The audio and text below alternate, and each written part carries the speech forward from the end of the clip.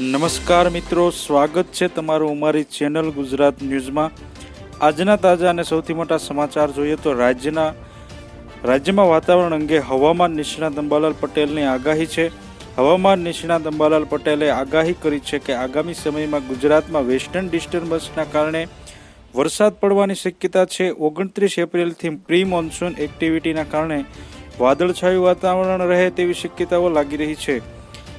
10 અને 14 મે વચ્ચે pre monsoon activity ભારે આંધી વંટોળ સાથે રહેવાની શક્યતા છે। 24 મે થી 4 જૂન વચ્ચે આંધી વંટોળ સાથે વરસાદ રહેશે। 7 જૂનથી દરિયામાં પવનો બદલાતા ફરી વરસાદ આવશે અને 8 જૂન આસપાસ ચોમાસું બેસે તેવી સંભાવના છે।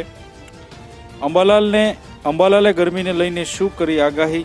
28 અને 29 એપ્રિલે મધ્ય ગુજરાતનું તાપમાન 42 થી 43 ડિગ્રી રહેવાની શક્યતા છે, તો ઉત્તર ગુજરાતમાં 41 ડિગ્રી રહેવાની શક્યતા છે। ઈડર, અમરેલી, જૂનાગઢમાં પણ ગરમી વધુ રહે તેવી શક્યતા લાગી રહી છે। 4, 5, 6 મે થી પુનઃ કાળઝાળ ગરમી પડશે અને ત્યારબાદ 20 મે થી ગરમીની પાછી શરૂઆત થશે। સમાચારમાં આગળ જોઈએ તો રાજ્યમાં 15 થી 17 જૂન આસપાસ આવશે નૈઋત્યનું ચોમાસું। અંબાલાલ પટેલે ગુજરાતમાં ચોમાસાની શરૂઆતને લઈને જણાવ્યું છે કે રાજ્યમાં 15 થી 17 જૂન આસપાસ નૈઋત્યનું ચોમાસું બેસી શકે છે। અંદમાન અને નિકોબારમાં 17 થી 24 મે વચ્ચે ચોમાસું બેસી શકે છે। અંદમાનમાં ચોમાસું બેસ્યા બાદ 20 થી 25 દિવસમાં નૈઋત્યનું ચોમાસું ગુજરાત પહોંચે છે। સમાચારમાં આગળ જોઈએ તો હવામાન વિભાગ દ્વારા કયા જિલ્લામાં કરાય છે વરસાદની આગાહી? ગુજરાતમાં સાયક્લોનિક સિસ્ટમ સર્ક્યુલેશન સક્રિય થતા હવામાન વિભાગ દ્વારા વરસાદની આગાહી કરવામાં આવી છે કે અરવલ્લી, ખેડા, પંચમહાલ, દાહોદ, છોટાઉદેપુર, નર્મદા, ડાંગ, સુરત, નવસારી, વલસાડ, વડોદરા, બનાસકાંઠા, સાબરકાંઠા, મહેસાણામાં વરસાદની આગાહી કરવામાં આવી છે। રાજ્યમાં સાયક્લોનિક સર્ક્યુલેશન સક્રિય થતા વાતાવરણમાં એકાએક પલટો આવશે। થંડર સ્ટ્રોમ એક્ટિવિટીના કારણે ભેજનું પ્રમાણ વધતા સામાન્ય વરસાદની આગાહી કરાઈ છે। આ સિવાય 30 થી 40 કિમીની ઝડપે પવન પણ ફૂંકાઈ શકે છે। સમાચારમાં આગળ જોઈએ તો છેલ્લા 24 કલાકમાં ગુજરાતમાં કયા જિલ્લામાં કેટલી ગરમી પડશે? વરસાદી સિસ્ટમ સર્જાતા ગરમીથી આંશિક રાહત તો થશે, સાથે સાથે ખેડૂતોની ચિંતામાં વધારો પણ થશે।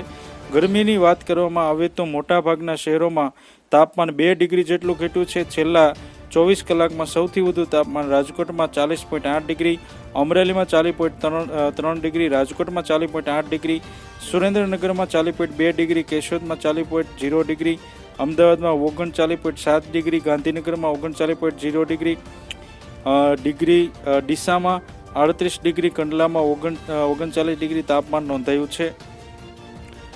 સમાચારમાં આગળ જોઈએ તો ધોરણ 10 અને 12નું પરિણામ ક્યારે જાહેર થશે? રાજ્ય પરીક્ષા બોર્ડ દ્વારા ધોરણ 10 અને 12ની પુરવણી ચકાસણી કામગીરી પૂર્ણ કરવામાં આવી છે, પરંતુ પરિણામ જાહેર થવામાં હજી સમય લાગશે। આગામી લોકસભા ચૂંટણીનું મતદાન 7 મેના રોજ યોજાશે।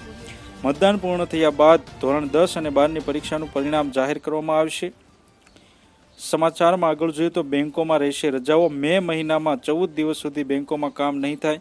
દેશમાં વિવિધ કારણોસર બેંકોમાં અલગ અલગ સ્થળોએ 8 દિવસ સુધી કામ કરાશે નહીં। આ સિવાય 4 રવિવાર અને 2 શનિવારે પણ બેંકો બંધ રહેશે।